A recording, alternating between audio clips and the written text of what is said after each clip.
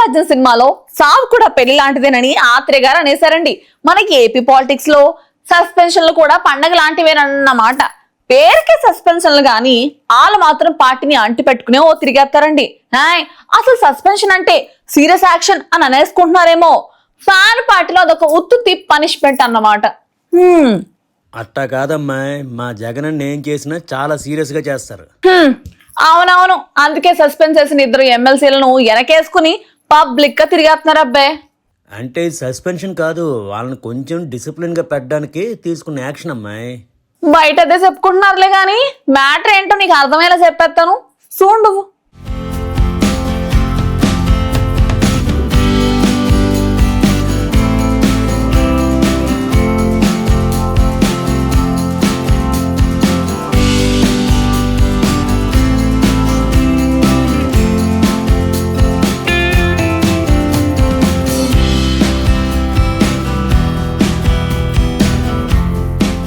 ఏపీలో రాజకీయాలంటే లాజిక్ వెతకూడదు.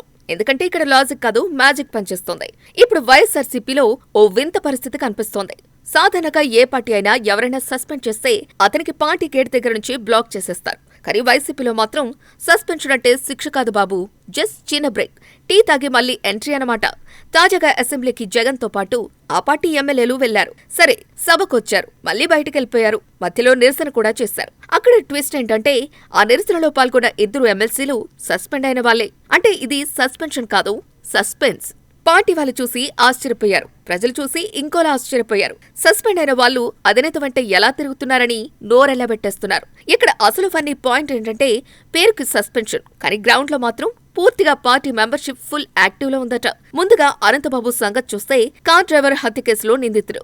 అప్పట్లో ఆరోపణలు, రిమాండ్, దళిత సంఘాల ఆందోళనలు అంతా అయ్యాక జగన్ సస్పెండ్ చేశారు. ఇక ఆయన రాజకీయాల్లోకి రావటం కష్టమని జనాలు అనుకున్నారు. కానీ ఏం జరిగింది?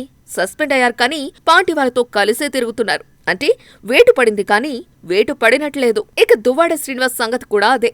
వ్యక్తిగత వ్యవహారాలతో ఆయనపైన వేటు పడింది. పార్టీ నుంచి సస్పెండ్. కానీ జగన్ వంటే ఆయన కూడా కనిపించారు. పాదాభివందన చేశారు. జగన్ కూడా చక్కగా పలకరించారు. అంటే సస్పెన్షన్ అయినా సెల్ఫీకి, దర్శనానికి, అభివాదానికి నో ప్రాబ్లం అన్నమాట.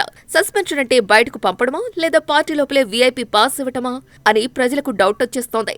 ఇదంతా చూశాక ఓ విషయం అర్థమవుతోంది. ఆ పార్టీలో సస్పెన్షన్ అంటే ఓ పెద్ద డ్రామా అని. ఇక అసలు పీక్ పాయింట్ ఏంటంటే ఇటీవల జనసేన ఎమ్మెల్యేపై లైంగిక ఆరోపణలు వచ్చాయి. ఆయన్ను సస్పెండ్ చేయాలని జగన్ డిమాండ్ చేశారు. ప్రతిపక్షం కాబట్టి ప్రశ్నించాలి, డిమాండ్ చేయాలి. మరి మీరు సస్పెండ్ చేసిన వాళ్ళు ఇంకా మీతోనే ఎందుకు తిరుగుతున్నారు అని జనాలు ప్రశ్నిస్తున్నారు. ఇక్కడే ఫ్యాన్ పార్టీ పాలిటిక్స్ లో కొత్త ఫార్ములా బయటపడింది. సస్పెన్షన్ అంటే పార్టీ నుంచి తీసేయటం కాదు, పార్టీ మీద పడ్డ దుమ్ము దులిపేసుకోవటం. అధికారంలో ఉన్నప్పుడు ఆరోపణలు వచ్చినా విచారణలు ఉండేవి కావు. ప్రతిపక్షంలోకి వచ్చాక సస్పెన్షన్లు తప్పనిసరయ్యాయి. కానీ సస్పెండ్ చేసిన వాళ్ళు మాత్రం అధినేత వెంటే తిరుగుతారు. సస్పెన్షన్ అంటే జస్ట్ పబ్లిక్ కోసం చేసిన డెకరేషన్ అన్నమాట.